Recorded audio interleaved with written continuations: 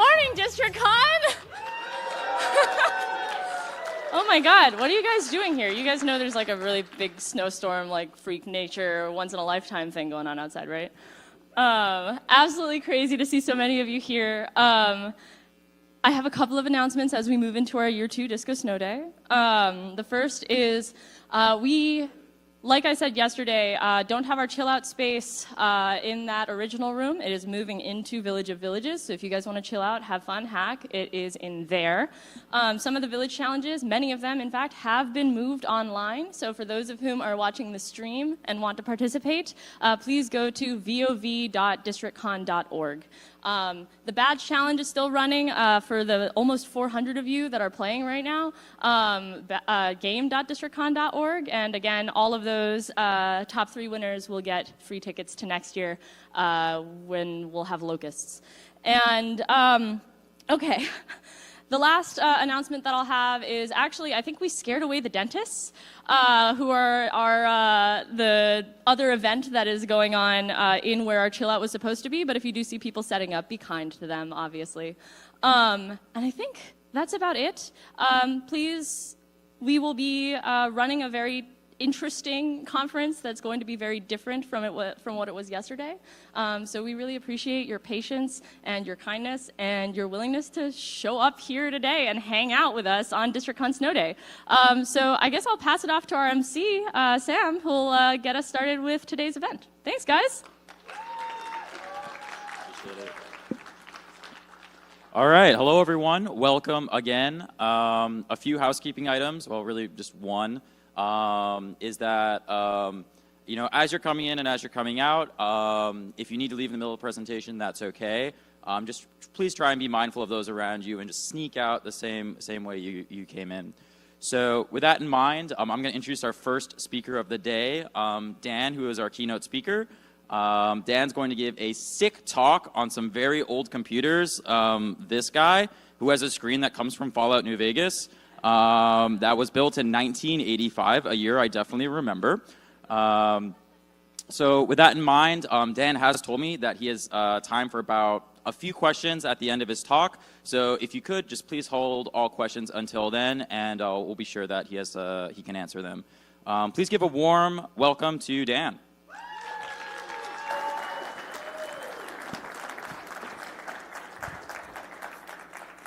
Thank you, and good morning, DistrictCon. I'm Dan Ridge, and I've been kind of hiding in a basement for a long time, so I'm going to have to take a minute here to introduce myself and get through a little of public affairs housekeeping. So, as I said, I've been out of the public eye for kind of a long time, and so I went to one of my public affairs officials, and I said, so I'm going to go, there's going to be sunlight and windows and other people who I haven't already met, and does this sound like a safe and good choice for me personally? And they said, yeah, you can totally do that. You can totally do that. And I said, can I say who I'm affiliated with? And they said, oh, you can certainly do that. But just be clear, it's for the purpose of disclaiming your affiliation with them for the purposes of this talk. And what would be even better is if you went ahead and disclaimed some other people who you'd also worked with and say that you're not working for them either. So I'm here in my personal capacity as what in the 20th century we used to call a blogger. All right, so let me tell you a couple of things about myself because they said, tell us about yourself, something. So here's my little self-pointer. I think that's about what you need to know, but also I have a couple of other things I want to tell you that aren't the answer to any of my secondary security screening questions. And so the thing I most want you to know is I haven't been hiding from the public eye because they put me on the cover of Look Ma, I'm a Bureaucrat, but that was certainly a part of it. I've been doing computing for a long time, and that gives me a perspective that it's time to employ fully. And one of the things I want to say, I'm going to leap ahead and say it is, at the start of my career, responsible disclosure was not a thing. And it wasn't a thing because we were bad people. It was not a thing because it just didn't make any sense. There was no way to do any of that. And so it's a thing that we take for granted, but it came from somewhere, like everything else in our field. I built my first Linux kernel in like 1992, along with many of you, because we all got it from the same couple of websites. We didn't call them websites at that time. We called them FTP sites. And I got out of aerospace engineering, despite its very pose-worthy domain, because the computer science department at the University of Maryland paid about $1 more. And that began my fall from grace. In fact, I just dropped out from the University of Maryland, and I went straight over to NASA to do a thing called Beowulf. Beowulf was a very interesting thing that I bet many of you have never heard of. It was a project to build high-performance computer out of commodity Linux operating system, out of pure hacking and spit, out of some Ethernet drivers contributed by another federal agency, and willpower. And it became a Slashdot meme. We're going to make a Beowulf cluster out of cicadas or Raspberry Pis or whatever, Arduinos. And it became such an obvious thing that we would not even have a name for such a thing today, which is you're going to, like, what, put an Ethernet cable between two computers? You got a name for that? Oh, that's great. Okay. So that's what I mean when I say that we take for granted things that didn't used to exist, and it's worth considering the roots of these things. So weirdly, HPC and hacking of the non-security kind have always had a tremendous nexus to computer security. And so I went directly from hacking kernels to build HPC to helping to create a unit. And I promise you this is a real thing. The NASA Computer Crime Unit that responded to intrusions of NASA and specifically to supercomputers, because at that time the FBI didn't know how to image a Cray computer. And there was no obvious place to plug the jazz drive in, right?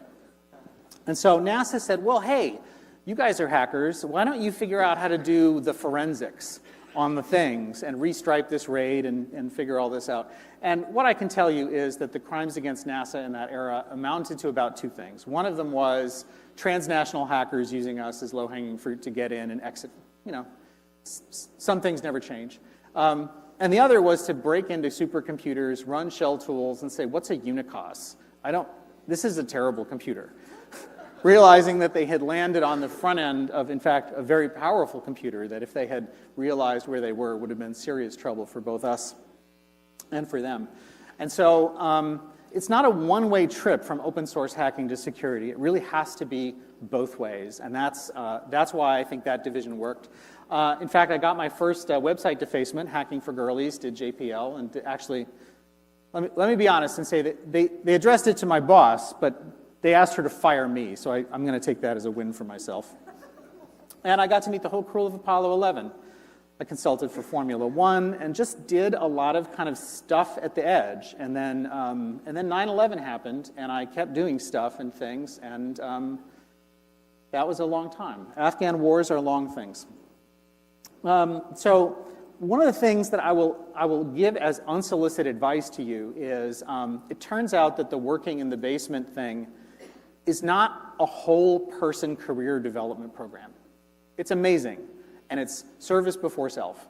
But actually, there's other stuff going on in the big blue room. And so on a dare, I decided to get elected in the District of Columbia as an ANC commissioner, which is sort of like a super HOA. But it really was an amazing experience and gave me an opportunity to rekindle my love of DC and remind myself again of what an amazing technology place it is. So I would love to tell you more about what an amazing place DC is for technology. In fact, I am. But I'm going to let the Office of Naval Research, with whom I'm not affiliated at all, do some of it. And I just want to show you that this was the zeitgeist in 1964, which I am not from. And say, like, obviously, because Washington, D.C. has the most computers in the United States and the most, duh. Obviously, we'll put the sharing system in Washington, D.C. That's what Washington used to be like, right? And so it's interesting to think about what happened and why it happened and whether that is a process that's analogous to some of our domains, because I think it is, and I think it's worth thinking about. That's the Digital Computer Newsletter. So I'm going to brag about DC a little bit more. You already know all of this stuff, but key assemblies for the first nuclear weapons made here at the Navy Yard in DC. We got that. Moons of Mars discovered here by the U.S. Navy at the U.S. Naval Observatory. And when the Wright brothers got sick of just making bicycles and thought they might try out this whole aviation thing, the first letter they wrote was to the Secretary of the Smithsonian and said, please give us what you have on aviation. because you're sort of the world's leading authority on the topic, right? That's what Washington was like. And the Smithsonian in particular was not the nation's attic that we visit today. It was the nation's garage before there was a single garage in the Bay Area, before anybody had ever said Bay Area, in fact.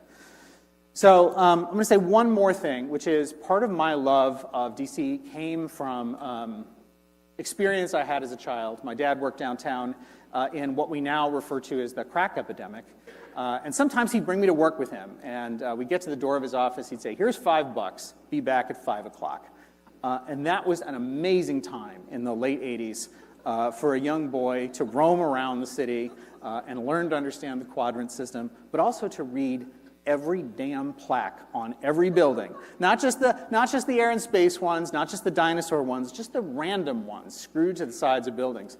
And as a boy, this became my favorite plaque, and it's still installed on the side of the Franklin School building, which is not far from here, and which is today, I think, like the Planet Word Museum. And so you're just walking along, and you find out, yeah, this is where Alexander Graham Bell decided to showcase the world's first optical wireless telephone call. I mean, it was, from here to the roof of his laboratory, which was a few blocks away. And that's the kind of thing you just don't encounter, everywhere. Washington was a technology nexus. So I encourage all of you, while there are no cars on the streets, to read the plaques that you can find. Maybe the sidewalk ones, not so much, but the ones on the side of the building, if they're up above about a foot, you should be able to have a good time reading them. And so take advantage of the quiet and find some of these and own them for yourself. All right, that's enough about DC for right now, but this is DistrictCon, so I kind of had to. All right, so one of the things that I think has made DC special is it's kind of a neither this nor that kind of a place. It's not a city, it's not a state, it's kind of an in-between, and in a lot of cases that means we get the short end of it. But in some ways, it means we get the other end of it, right? And so I think that that's a thing worth exploring in a lot of other domains. And so that's very thought-provoking and made me think that I like that. I like the interfacial spaces. I like the seams. I like the things through which a wedge can be driven and spaces that can be opened. And so I think about that in terms of bug and feature. Now, I think that there's a lot of disagreement about what is a bug and what is a feature. And I actually don't want to endorse that too much, except to say I can't think of a better and more canonical reference than the earliest available version of the jargon file and say, there it is. That's the hill I'll die on. But they can be essentially the same thing. So it's that Grace Hopper moth. In fact, that's a drawing of the moth that she taped into the logbook of the computer. That moth is actually in the Smithsonian here. Or, put that same moth in a lollipop, and I think you can buy it at Mom's Organic Grocery in Ivy City. So it's clear that bugs and features come from the same stuff, and it's partly a matter of presentation, at least. And so I want to think about the space between them, and we'll let the space between them define what we need each of them to be and why. And so I'll try to engage you in a philosophical exercise. They told me that they wanted me to be more philosophical than Ian, so I put on my thinking hat, and I tried what I could do, and I came up with the classics. We need to go to Plato, and not the University of Illinois online learning system. Plato. So we need the cave, and this is my sense of what we have been doing. My sense of the dynamic range of the monitor may have been a little off, though. So what we have there, if you cannot see it, is a beautiful magnesium anodized Next Cube workstation with a magneto-optical drive, right? A megapixel monochrome display. We have this beautiful thing. It's amazing. It's full of potential, but we put it in the cyber cave, and we look at only the shadow. And that black cube becomes a much less interesting black square that just says root. And what we take from that is we say, well, you can have one of two positions about computing, offense or defense. So which is it going to be? And I think that we're not doing that right. And that's kind of what I want to say is there's a whole gorgeous next cube out there. And don't lose sight of it and realize that the shell is but a shadow of the beautiful physicality of the computers in the world. But also to say that offense and defense, the way we think of them, or the way we think of them, just to disparage our friends who do the other one of those, require you to adopt a perspective and think about who the intended customer of the system even was. And one of the things I learned about being an ANC commissioner is people come to you with their problems all the time. And it's incredibly tempting to just accept their framing of the issue at face value and start solving their problem for them, when in fact the actual job is to help them understand if their framing is actually the right framing at all, right? And so I think that we have that a little bit wrong. And I think that the biggest way we have it wrong is that we accept the premise that we were the customer of these systems. And that is almost never the case. Not only are we in this room not the customers of computing systems, we don't even know people who are, right? And so when we think about what offense or defense would mean, it's important to think about it from the perspective of the person who capitalistically handed some cash in exchange for it and what they wanted and what they expected to get out of it. So with that, I decided we would deconstruct the next cube into a terminal and talk about sort of three different neithers that are not quite bugs, and they're not quite features, and there's something in between, and they're a little bit lame because, as I say, I've been working in a basement for 20 years, and that's where all of my very best bugs are. So I had to like scrounge around and look under the sofa and see if I could come up with some bugs. And I did. I remembered bugs that predate my career and which I can discuss with you with a clean conscience. All right, so these are three neithers, and they kind of come from three vendors, and I think that they have three different customers who actually are the beneficiary of it, and we should think about their perspective when we think about what we would like to do with it. Okay, so the first one I want to talk about actually relates to this here, my beautiful, beautiful 1985 IBM portable PC. It's portable, as you can see, plainly, right? I mean, keyboard folds down in front of the CRT, and it can't weigh more than about, I don't know, 30 pounds, probably. I mean, you got to plug it in somewhere, of course. It doesn't have battery. So this actually is essentially exactly the same machine as the IBM XT from 1992-83, the evolution of the original IBM 5150 PC, beefed up with a power supply, able to handle a hard drive and more expansion slots. It became, we talk about the PC as the progenitor, but really the XT is the progenitor of what became the IBM clones that some of you had growing up. A completely open architecture. One of the most remarkable things about it is that the schematics were included in the manual that came with it. It was sort of the end of the era for that, and there were a couple of legal reasons for that. What I want to tell you about this in our deconstructed neither is not the machine itself, although, if you have that on camera, can we bring that machine up? Do we have the technology to put that on screen? All right. So you see that that's running at a BASIC prompt? I mean, it's running at a prompt, and I promise you it's the language BASIC from Dartmouth from long ago. So the thing that's remarkable about that is it's doing that, but there's no floppy media in either of its drives. It has no hard drive. It has no serial port connected, and has nothing connected other than a keyboard at the moment. This was sort of the first and last of the IBM clones that booted into a useful computing environment with nothing else to buy. And so take a look at that, and you're looking at somebody who can walk right up and arbitrarily peek and poke into memory. Right, that's BASIC's one-party trick, is you can look at memory. It's like the anti-Rust that we needed at that time. It may be the anti-Rust that we still need. And so I would say there's a machine with a glaring vulnerability. Users can just walk right up to it. They can glitch it into coming up into BASIC, even if it had a floppy drive, and it will let a user do absolutely anything to it. And it was amazing, right? And that's the kind of thing we can't have anymore. But there it is. If you're willing to strap a cinder block to your laptop, you could have that. And it could be like that. And it was like that. So what I want to say about it, though, is one of the amazing things about the IBM PC ecosystem, this is probably the boringest thing you have ever heard, the amazingest thing about the IBM PC. Okay, it was amazing. So one of the most amazing things about the IBM PC ecosystem that enabled what we have today is, though there were 8 expansion cards that you could put in there, it came with none. The base configuration was like a Chevy Nova with a 4-cylinder and maybe 2 seats. No, it was The contemporary example would be the Chevette scooter that didn't even have rear seats and had cardboard door panels. That was the base configuration. So no floppy drives, no serial ports, no video adapter of any kind, just the box. And so it could boot to BASIC, and that's what it did. But it meant that there was no sensible configuration that you could test in the factory, right? The only way that you could walk up to that and test it before you put it in a box was by taking advantage of some connector that was guaranteed to be present in absolutely every configuration of that machine. And in this case, you're looking at it. It's the keyboard port, right? If you have a device, and this is a lesson that generalizes far beyond 1985. If you have a device that has one hole and it gets calibrated at the factory, it probably gets calibrated through that hole.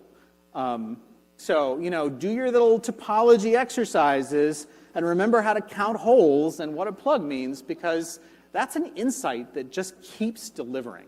That this is, that one of the first customers for any computer made at any scale, and these were made by the millions, is an internal business unit that's essentially going to buy every single one of them. And they have a lot of weight, and they need things. So a computer, before it can be exploitable by us, needs to be manufacturable. And it's possible that sometimes those are the same thing. Not just the bootloader command line, but thinking about how you can get confidence in that piece of hardware before you put it in a box and ship it out the door. So what does that mean? Well, it means, of course, there's no storage on there. You have the keyboard. You're going to have to test. That means you're going to have to load a test program. You're going to load the test program through the keyboard port and then jump directly to it. In fact, you're going to jump to it so fast that you do it before the power-on self-test, before the system has turned on the CRT controller. You can do whatever you want in that environment, and it's going to get wiped when you're done, and the screen won't be on. It's kind of cool if you're into that kind of thing. But it's not a bug. And the reason I say that it's not a bug is it's in the manual, right? They put it there. So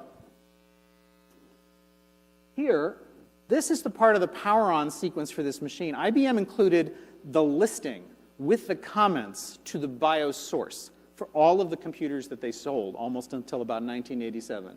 So their position is, cool, there's a manufacturing jumper that you use to get confidence in the board before it's assembled. So we don't have to worry about that. That actually is grounds a pin on the keyboard port. And then we're just going to go get a byte from the keyboard. So if you're into the keyboard scene and you're coveting this buckling spring situation here, my Model F, one of the things you know about the keyboard protocol is like, oh yeah, keyboards, when they boot, they send the byte AA. That's what the keyboard protocol is. No, they send a byte, and the byte could be a bunch of different things. One of them is, I'm a keyboard. The other is, you're in the factory, and we're going to have a chat about your innards. So AA is the keyboard one, and that's the one keyboard firmwares know. 6.5 is the one that said, let's talk. It's time for your dental appointment, if we have any of our guests from the other seminar. So, okay, so you're going to, in fact, like it's completely clear what this is about, because the comments say, well, we're going to jump to manufacturing boot, right? And then I've provided what you can't see. I did it from the scanned text, because I just wanted to blow your minds a little bit harder about, like, this was in the manual. You had this sitting in a binder next to a cloth box for WordPerfect 5.1, right? And so you could just leaf through there. And that's how I come to know this, actually. I was a late-night tape monkey backing up an HP 3000 mini computer in what we called the microcomputer lab, and there was nothing to do but read this book again and again and again. And even if you didn't understand x86 assembly at the time, it was completely clear what's happening, because it says, yeah, load some code from the keyboard port, then jump to it. This is what the data segment is, right? So cool. It's far call. You can run your code and get right back out with far ret. All right.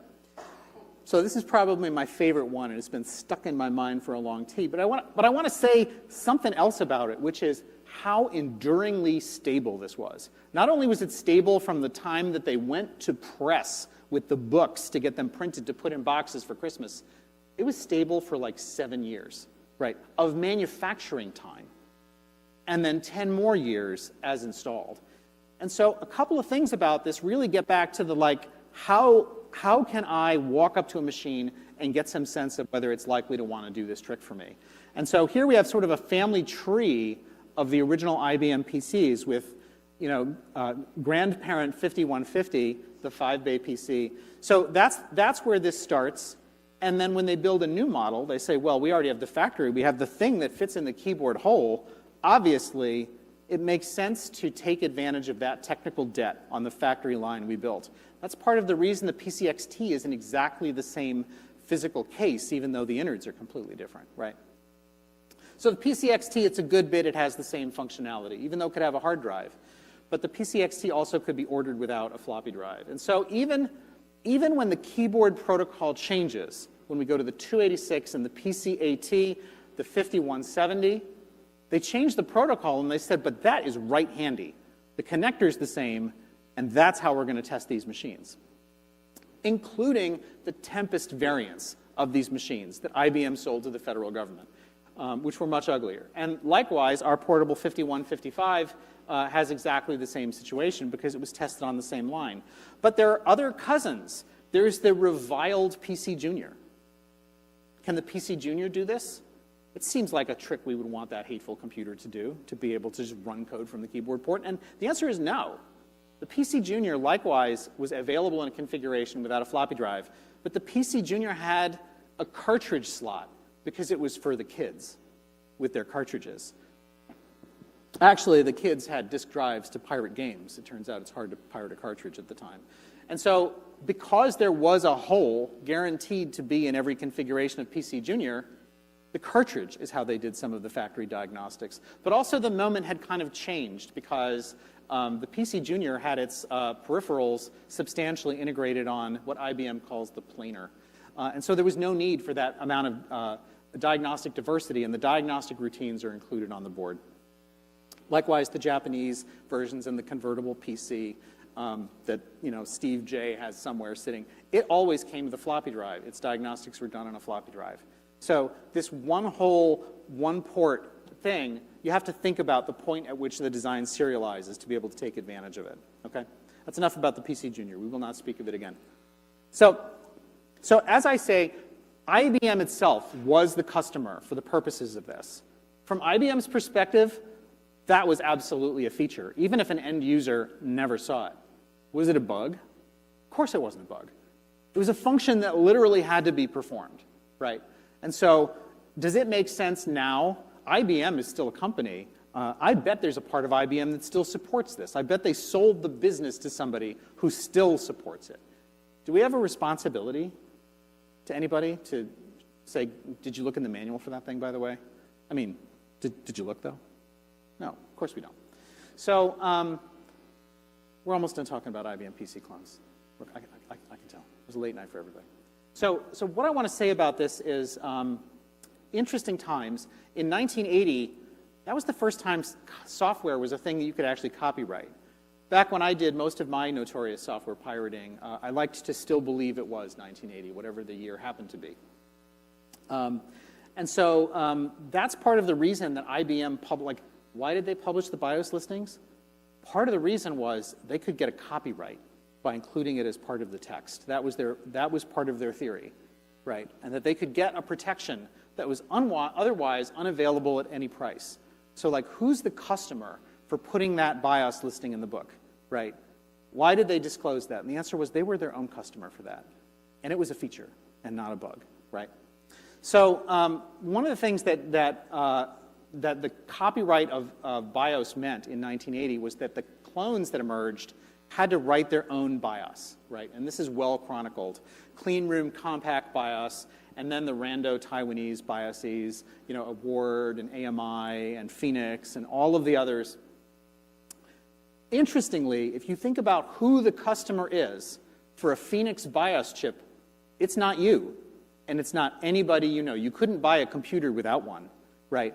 But it wasn't even the person who probably made the computer who was Phoenix's customer. Phoenix's customer was the motherboard vendor, and they had a customer which was whoever put together your box. Perhaps it was Gateway. Perhaps it was a guy in a little storefront next to the liquor store. Perhaps it was you. But because you don't have a path to the customer, any problems that there might be are not your problems. They may, in fact, be features from the perspective of their actual customer. And so it's worth thinking about who that might be. And also, because their customer the motherboard vendor, never assembled a finished box, they had no need for the same thing IBM needed. There was no point at which the motherboard vendor lacked for the ability to plug in a diagnostic card or some other thing. So from the motherboard vendor's perspective, the machine had perhaps 9 holes, 8 expansion slots, and a keyboard slot. And so it's a function that's absent from the clones, because the clones had a fundamentally different business proposition. Not simply whether they were manufacturing at scale, but who their customer was. Okay. Interestingly and related, it's only in 1984 that semiconductor masks become copyrightable. And so this is a situation that allowed the PC partly to flourish through licensing arrangements that were to your advantage to negotiate a good second source, because otherwise the company could just rip it off and make one anyway, right? And so that led to the fact that that machine right there doesn't have an Intel 8088 in it. It has an AMD 8088 in it, because IBM insisted on a second source. All right. So that's the input kind of neither. I hope you believe that it's neither a bug nor a feature. Now I'll talk about output. So this is a case where I had to scrounge a little bit. And what I had in mind was a problem that we, for some value of we, used to have back in the day. I don't know if you remember, but there used to be this thing called syslog. And before there was Splunk, you had to kind of look at it yourself. And you had to do a couple of things with it. You had to keep it, right? And one of the things that we did was we hooked up a printer and we printed it, right? On the theory that that'll teach them, because it'll be there on the printer. And so if you thought through the steps of getting onto a box and cleaning up the log files and doing whatever you needed to do, one of the last pieces was to figure out how to roll that printer backwards and overprint lines or print them into something that were entirely more aesthetic. And so this is a challenge, and smart system administrators knew to use printers that had irreversible platens, or which were driven by a dog instead of a stepper motor that intrinsically just didn't care which direction it moved in. So I don't have room in my Capitol Hill awesome DC row house for any of that crap, but I do have a Dymo label printer that had a similar issue. And so I said, I'm going to go find that. I'm going to do a neither on this thing. And I'm going to show that it can, without either being a bug or a feature, roll itself backwards and overprint, even though it has never done that in its life, and it's not documented as a feature. And so I fuzzed 3 of these things for like a month. And I went through miles of register tape and little loops. And so they say that when you hack, you should like have the receipts. I have the receipts. Some printers that we knew not to use as syslog printers back in the day were the Epson FX80s, because they added the ability to rewind with the ESCP escape J command that is well known to us all, obviously. You wanted to use the MX80 or some other printer or a DEC LA120 or something like that. And so at first I thought perhaps there's technical debt here. It's a big thing of mine. I'm going to find that Epson code is supported by Dymo. And in fact, it's not. Dymo has an amazing manual. However, let me tell you a little bit more. So here is what the Dymo manual has to say. So it may seem, by the way, that it's lame. I'm showing you stuff from manuals instead of elite code here on my laptop, but it's actually kind of the point. There's good stuff in the manuals. Like, you just go right to it, and there it is, the thing that you wanted, with helpful tips about whether it's safe or not, right? So here, there's a form feed command on this printer, and it says, one of the things about even legacy electronic typewriters and dot matrix printers, and even laser printers, especially laser printers, is the part that does the printy stuff, the printy bit, is in the way of the looky part. So you can't look at what it's printing while it's doing it, right? And so that's what distinguishes a printing terminal from a printer, is that there's some way to look at the print head and see LS before you hit enter and have the line advance. Okay, so I know you know all that. So the thing about this, most of these printers, is they have a long and a short form feed, right? You need to be able to advance it up so you can look at it or tear the paper off, but then scooch it back so that you can start printing where you resumed. And here it kind of alludes to that. It says, Therefore, a reverse feed will automatically be invoked after you do this full form feed, because this is the form feed to get to the tear-off point, like at the rental car counter or whatever. But interestingly, the manual details no way that that reverse step can happen. It's just some kind of internal bookkeeping of the printers, apparently. And so after a month, I was reminded yet again of what we're always reminded of when we fuzz, which is the best fuzzing bugs come not from the fuzzing, but because we start the tool wrong and the program instantly crashes, right? And so it was the case here. I was very frustrated, and I was unwilling to buy another mile of register tape. And I took one deep breath too many, and I started it up again, and instantly the printer moved backwards, right? And it turns out that there's a timer. And if you wait 10.5 seconds from one line to the next, it presumes that you've started a new job and that you clearly did a form feed before you exited, because what kind of rude guest would not do that and just leave their dishes in the sink and under the printhead? So it backs up what it presumes you advanced. And so in this way, you can back yourself up the syslog 1 inch every 10.5 seconds. So I'm going to say that that's not a bug, because actually it proceeds from a series of rational choices that Dymo made. And it's not quite a feature, because in fact they go out of their way to not mention that this is possible, or even say that this happens, right? So I think it's somewhere in between, and all I need for it to be is a seed that's big enough to sort of drive a wedge in and find more things like that. So I hate these things. I hate vintage computer ads, but I kind of like this one. So this is exactly what we want to do, right? I didn't want to bring my label printer situation with me here today. So we want to back that up and upcycle that into shopping lists, right? Dymo actually made that ad. That's their words. Thanks, Dymo. Okay. So good. So good. But there's actually a bug. It turns out this is one of the problems with that neither space is you do actually find some of the bugs you weren't looking for in the first place. And this is such a useful bug that I just want to remind myself in front of you what an important class of vulnerability it represents. So the way Dymo does this is with a timer, but one of these timers that's difficult to eraser protocol on, right? As is especially the case with watchdogs and other things that by their nature go out of their way to avoid acquiring the mutacies that would allow us to see that this condition exists. You laughing because I said mutacy? Okay, good. So 10 seconds, no reverse. 10.5, reverse. Around 10.422, that's where you start to get the memory disclosure onto the thermal tape. The hard lockups, the other behaviors you didn't know the printer had. And so this too was found by accident. And so I'm gonna tell a little story about this because it's such an important thing. And it's not just about what watchdogs do and the rest, but there was a time when I was doing a thing at a place. And at that time, we liked to do things against computers made by the Sun Microsystems Corporation, right? I don't know if anybody remembers them. So weirdly, the Sun Microsystems Corporation seemed to die. It was the whole internet. It was the net in .NET. They're the people who made Java, which some of you still have to use.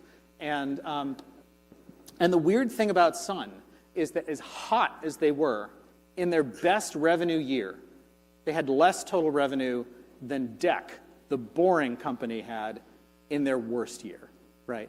And also Sun, they had really amazing English language manuals. And some of them had high quality binders, and if you had loose furniture or something, you could prop them up.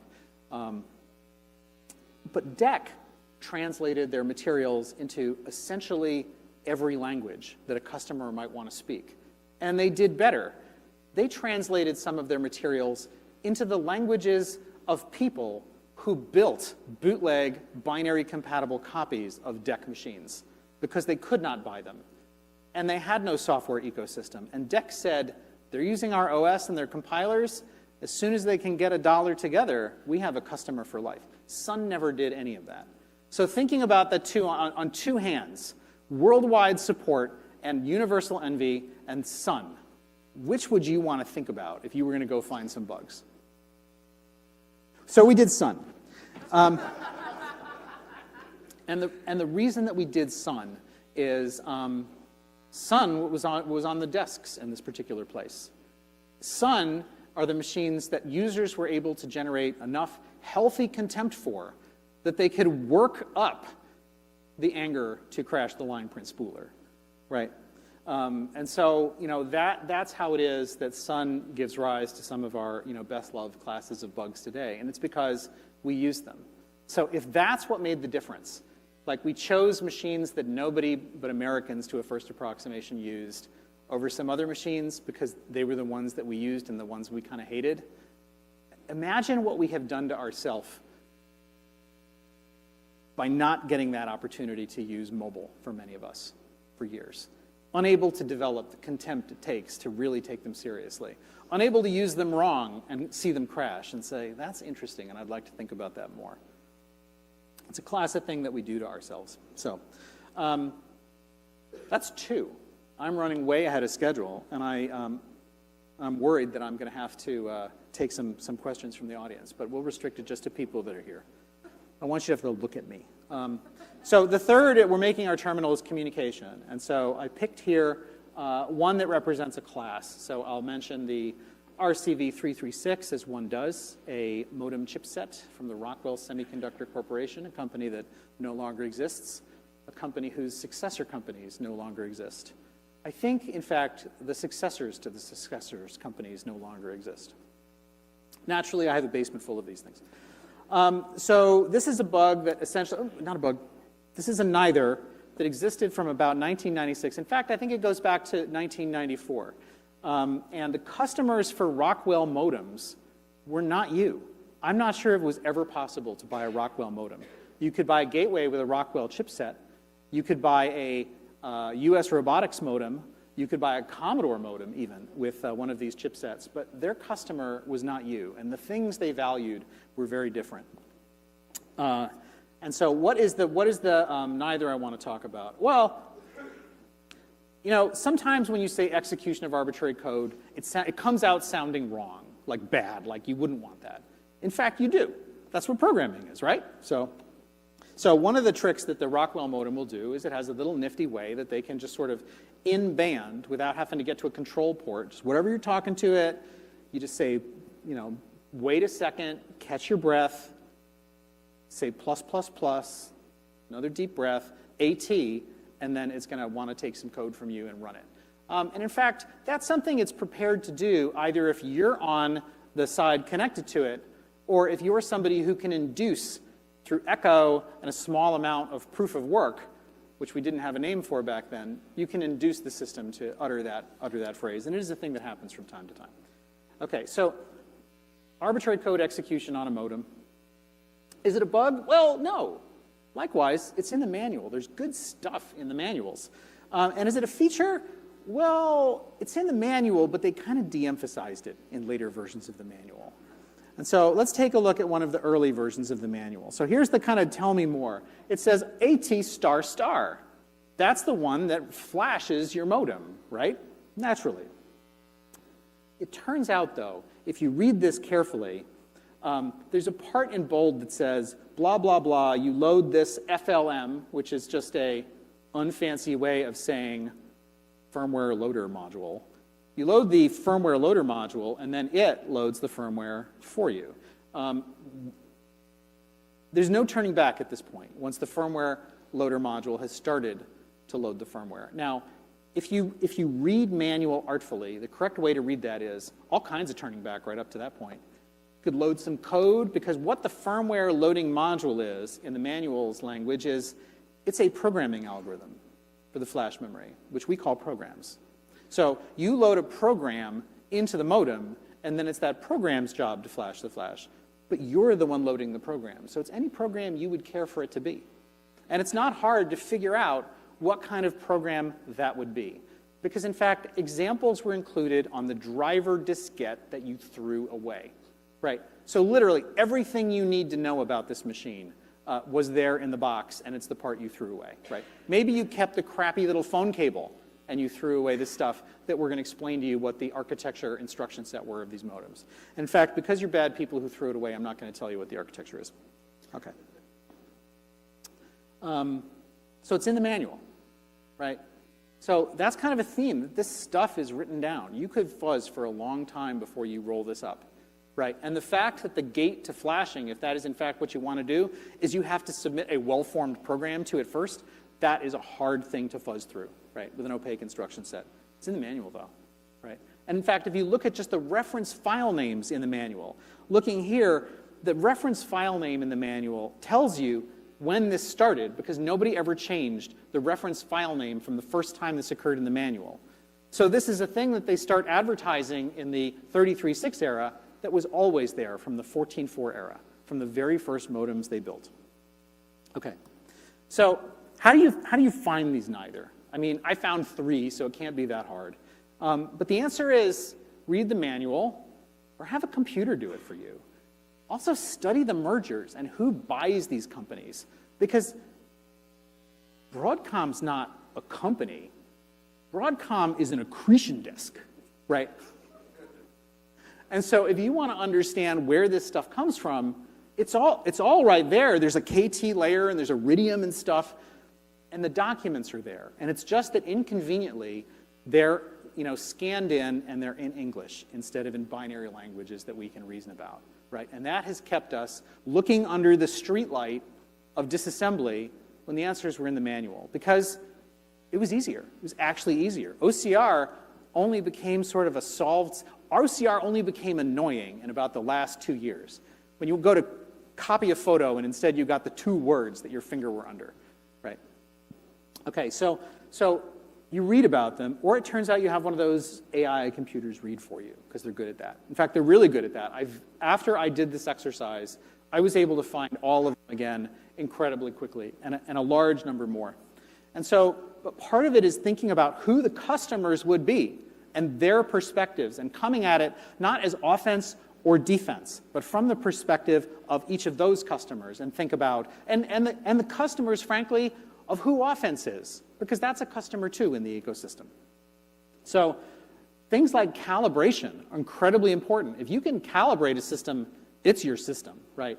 If you can do maintenance on the system, you got something there. Can you customize it? Are you making a product that's going to have 10 different companies' brand names on it and need to have USB descriptor strings that help the device live that legend, right? If that's the case, that's a customer, and that's why there's Flash for that, right?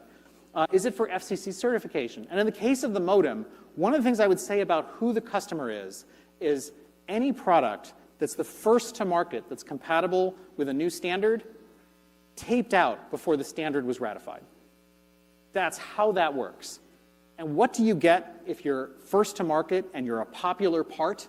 One of the things you get is all of that customization that you had to bake in order to apply late-breaking changes to the standards ratification, some of which were almost certainly adversarial by your friends on the standards committee who knew that your chip couldn't do that. That's the flexibility you baked in, right? So you add this not because you care about you being able to upgrade the firmware. It's because you care about taping out on a schedule and matching the standard later. And so there's a customer in there. And that's the perspective that you need to think about, because it leads to conclusions that are no longer happy accidents and reflect the technical skills you have, but are inevitable conclusions that you can just depend on being there again and again and again. And so, like the printer, physical features that are proxies for trust, I would say that light commands, a result from a few years ago, which is laser modulating some voice onto an Alexa. I'm not sure what the bug is there. I think the bug is uses ability to demodulate voice as a proxy for trust, right? It's not a line of code executed. That's the problem. It's a trust proxy.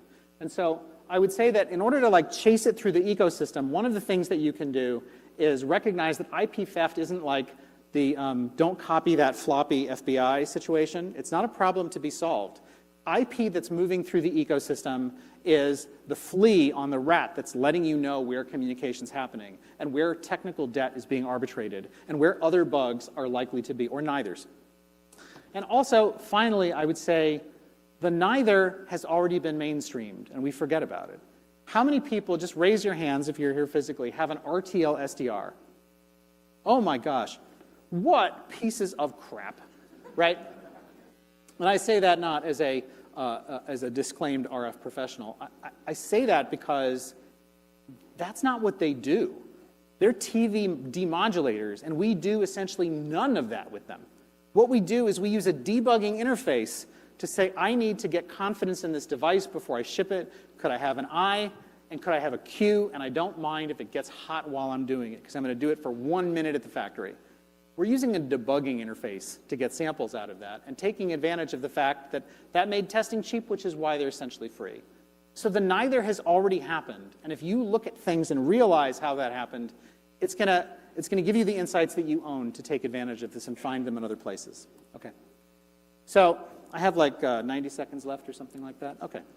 So all of that, I knew what I kind of wanted to say to you about this space. I think that we can dig in. I think we can create a thing. And I didn't know why I wanted to tell you. Like, why was I passionate about this? I didn't know why I was passionate about this until about 72 hours ago.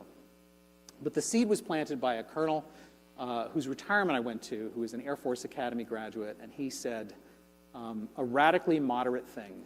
He said that he'd like to recall the Air Force Academy motto, integrity first, service before self, and excellence in all we do, right? That's actually pretty easy to remember, pretty easy to live, and it's kind of different than some of what we have fallen into as professional codes of conduct for whatever profession we may prefer to believe that we are in. And so it sounds like a parlor trick I've done here, and in fact it is, but I say it for a couple reasons. One of them is, really, this is something that you can do even faster than Claude, is find documented neithers that are right there in the manual. But one of the things that I would like to share from my basement point of view is that while every ethic is an aspirational and hopeful document and standard, 75% are also cynical, right? And they are created, and we know they're cynical because we can identify the crisis that precipitated their creation, right? I think that part of the reason that we have responsible disclosure today is fear that the option was going to be taken away from us, and that this was going to be a thing that was going to be legislated or regulated, and that creating an ethic for a profession was the way to show that we could do this. We could have for ourselves the Estes model rocket code, right? We're never going to point the cyber more than 10 degrees off vertical or whatever it is that we said we'd do when we bought that pack of igniters. And so the problem with that is ethics are monotonic when they're created that way. When they're codes of conduct that run to more than about 2.5 pages, they're additive only, and there is almost never relief. And should there be necessarily? I don't speak MC. Okay. So what is the relief valve? Because you really can't relax an ethic. They're self-protecting and reinforcing.